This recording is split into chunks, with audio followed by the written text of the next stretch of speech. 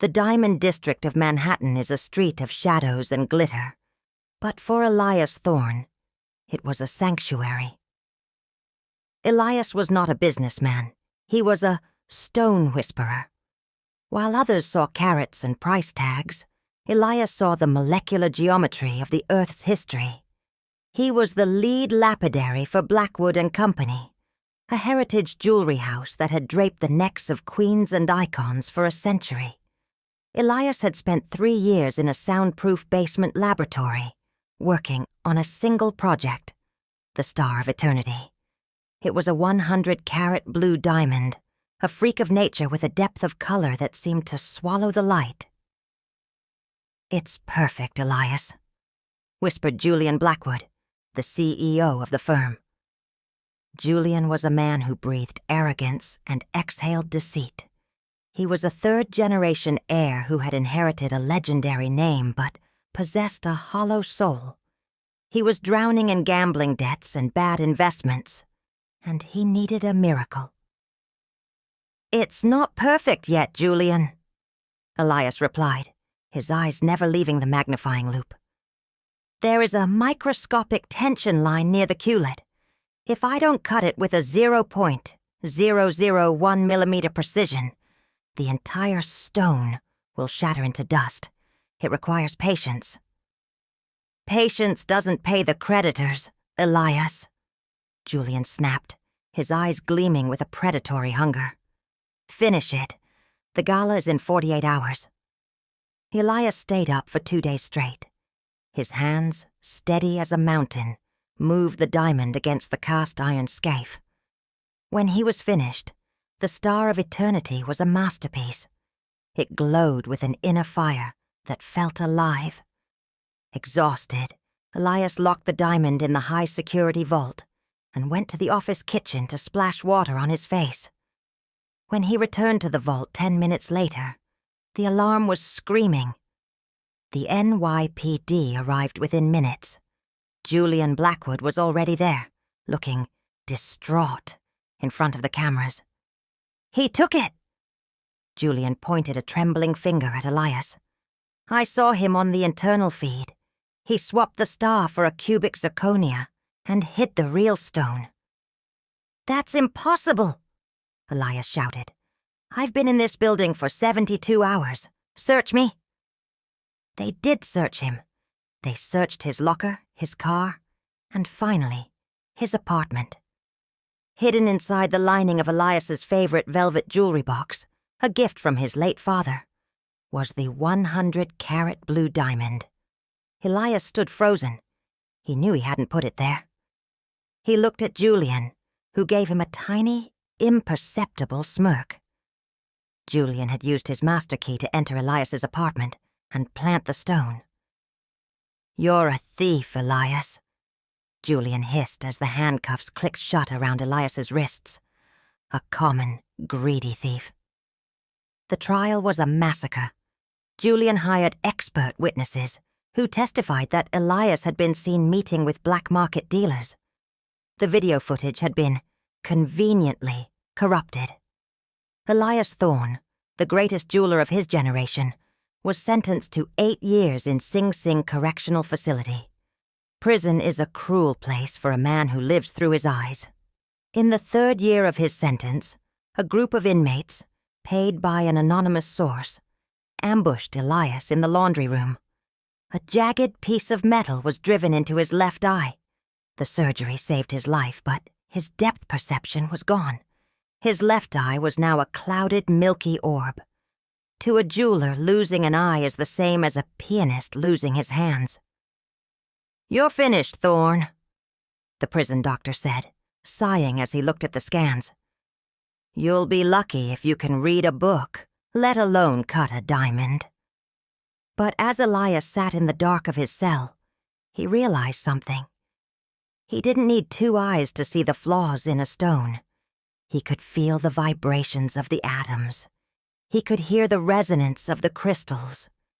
His remaining eye became sharper, his mind becoming a high-resolution scanner of architecture and geometry. He spent the next 5 years studying the one thing Julian Blackwood loved more than money: material science.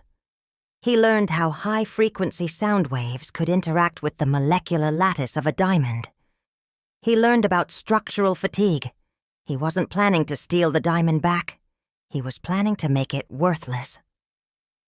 5 years later, a man named Silas stood on the corner of 47th Street.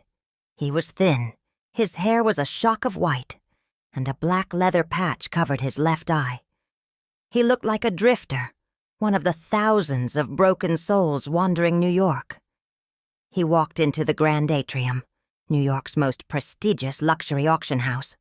Julian Blackwood was now a board member here. "We're looking for night shift janitors," the floor manager said, looking at Silas's weathered hands. "It's dirty work, scrubbing floors, emptying bins, polishing the glass after the rich people leave their fingerprints everywhere. Can you handle it?" "I'm very good at cleaning up messes," Silas said, his voice like grinding stones. For 6 months, Silas became a shadow. To the elite jewelers and socialites who walked through the Grand Atrium, Silas was a ghost. He was the man in the gray jumpsuit who mopped the marble floors at 3 a.m. Julian Blackwood often walked past him, usually accompanied by a young model or a wealthy investor. Julian didn't even look at Silas. To him, Silas was part of the furniture, a lower life form. "Make sure that case is spotless, old man," Julian shouted one night, tossing a crumpled-up cigar butt at Silas's feet. "The sovereign sapphire is coming in tomorrow. I want the glass so clear it looks like the stone is floating in the air." "Yes, Mr. Blackwood," Silas muttered, keeping his head down. As Julian walked away, laughing, Silas picked up the cigar butt. He didn't throw it away. He looked at the gold-foiled band on the cigar, a symbol of Julian's unearned wealth. That night, Silas entered the vault room. The security cameras were high-end, but Silas knew their blind spots. He had designed the layout of the original Blackwood vault, and the Grand Atrium used the same blueprint. He reached into his janitor's bucket. Hidden beneath the sponges and the soap was a frequency-tuned laser pen. He walked up to the sovereign sapphire, a $50 million gem Julian had discovered recently. To the world, it was flawless. But through his one good eye, Silas saw the microscopic stress points. He didn't scratch the stone. He didn't touch it. He simply aimed the laser at a specific angle for 10 seconds. The laser didn't mark the surface. It vibrated the internal carbon knots, just enough to create a molecular fracture. It was like a crack in a windshield that you can't see until the car hits a bump. "One down, Julian," Silas whispered, the red light of the laser reflecting in his clouded eye. "By the time the centennial gala arrives, your entire collection will be nothing but expensive glass waiting to shatter." Silas picked up his mop and continued to clean the floor.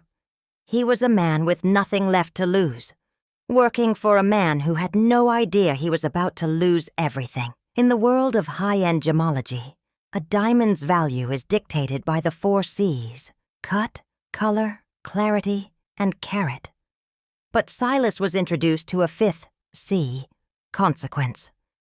Every night, Silas moved through the Grand Atrium like a surgical phantom. He wasn't just cleaning.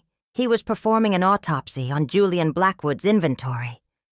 Julian had built his new empire on reclaimed stones, gems he had stolen or swindled, then recut to hide their origin. To the untrained eye, they were magnificent. To Silas, they were stolen memories. Silas began leaving his mark. Using a high-precision diamond-tipped scribe hidden inside a standard janitor's polishing cloth, Silas began etching a microscopic symbol onto the girdle of every major stone in the vault.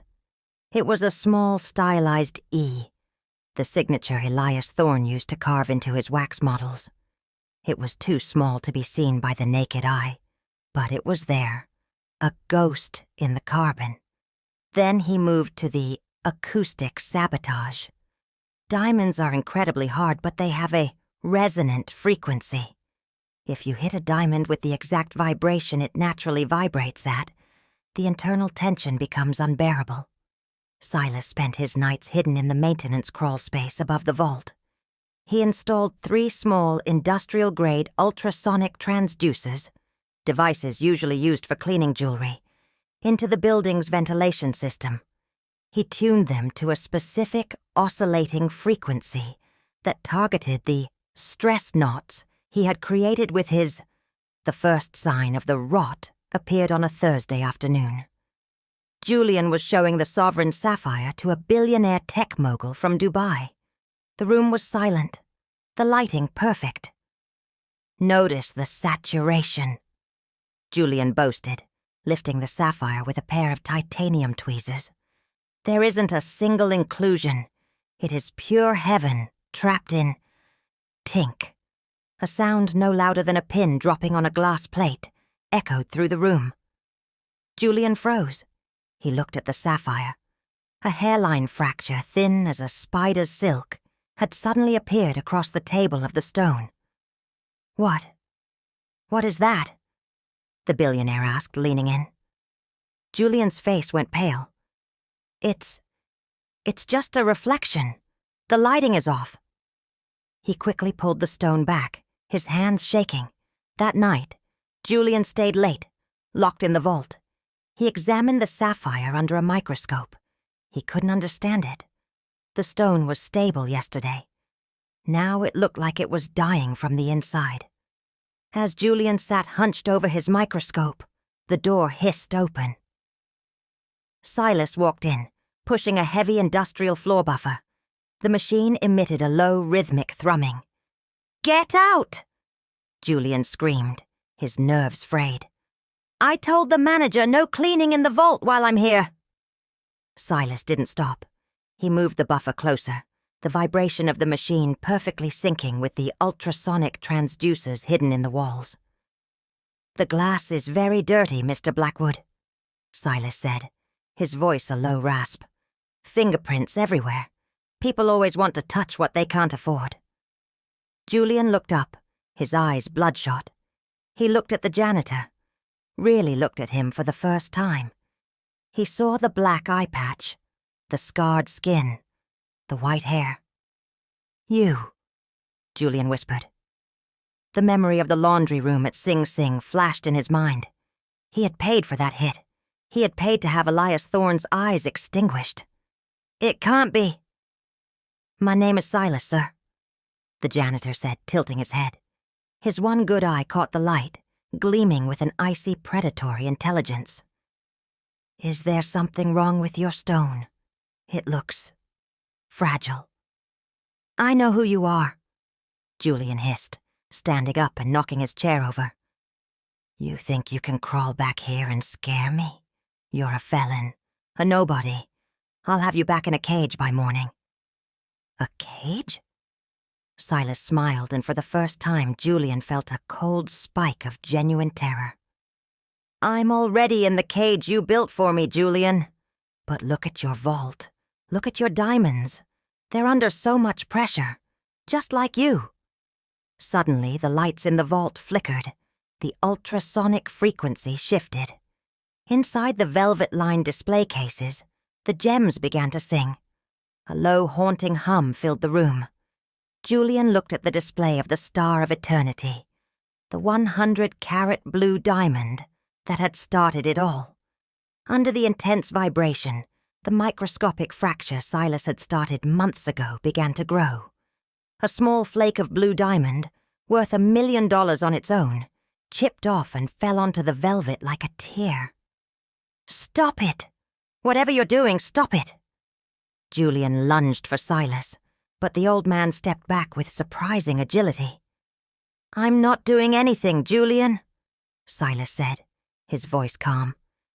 "It's the physics of the truth. You stole the soul of these stones, and now they're breaking under the weight of your lies. The Centennial Gala is in 48 hours. every major gemologist in the world will be here, and they will see what you really are." Silas turned his floor buffer off. The silence that followed was even more terrifying than the noise. "You have 2 days, Julian. 2 days to decide if you want to confess, or if you want to watch your empire turn into dust." Silas walked out, leaving the vault door open. Julian stood in the center of his treasure room, surrounded by $50 million of perfect stones that were all at a molecular level, screaming for mercy. The night of the Centennial Gala arrived with a brutal New York wind that rattled the glass panes of the grand atrium. Inside, the air was heavy with the scent of lilies and the perfume of the world's 0.1%. The elite had gathered to witness the unveiling of the restored Star of Eternity. Julian Blackwood stood at the center of the ballroom, a mask of confidence plastered over a face that had aged 10 years in 2 nights. He had spent the last 48 hours dousing his stones in high-viscosity filler oils, a desperate jeweler's trick to hide internal fractures. "Tonight," Julian announced, his voice booming over the sound of clinking crystal, "we celebrate not just the beauty of the earth, but the resilience of legacy. The Star of Eternity is back, and it is more perfect than ever." In the shadows of the mezzanine, Silas stood in his janitor's uniform. He wasn't holding a mop tonight. He was holding a small hand-built device that looked like a vintage radio. It was a variable frequency oscillator, wired directly into the building's high-end sound system. Among the guests was Dr. Elias Thorne, no relation, the world's most feared gemological auditor. He stepped up to the podium, pulling a specialized 20 x triplet loop from his pocket. "Before we begin the bidding," Dr. Elias said, his voice cold and clinical, "I must perform the customary verification. Mr. Blackwood, if you please." Julian's hands shook as he placed the blue diamond onto the velvet pedestal. The spotlight hit it, and for a moment the stone looked like a god. Silas watched through the mezzanine glass. He adjusted the dial on his device. 20,000 hertz. 25,000 hertz. The frequency was now above the range of human hearing, but the physics were undeniable. The ultrasonic waves began to vibrate the carbon knots Silas had destabilized over the past few months. Dr. Elias leaned in, peering through his loop. Suddenly, he froze. "Mr. Blackwood, what is this?" "What is what?" Julian hissed, leaning in, his heart thundering in his ears. "The girdle. There is a microscopic inscription." Dr. Elias adjusted the lighting. The mark Silas had etched, the tiny elegant E, began to glow as the ultrasonic frequency caused the light to refract differently through the stressed edges of the engraving. "It's an E," Dr. Elias whispered, loud enough for the front row to hear. "The mark of Elias Thorne, the man you claimed stole this stone."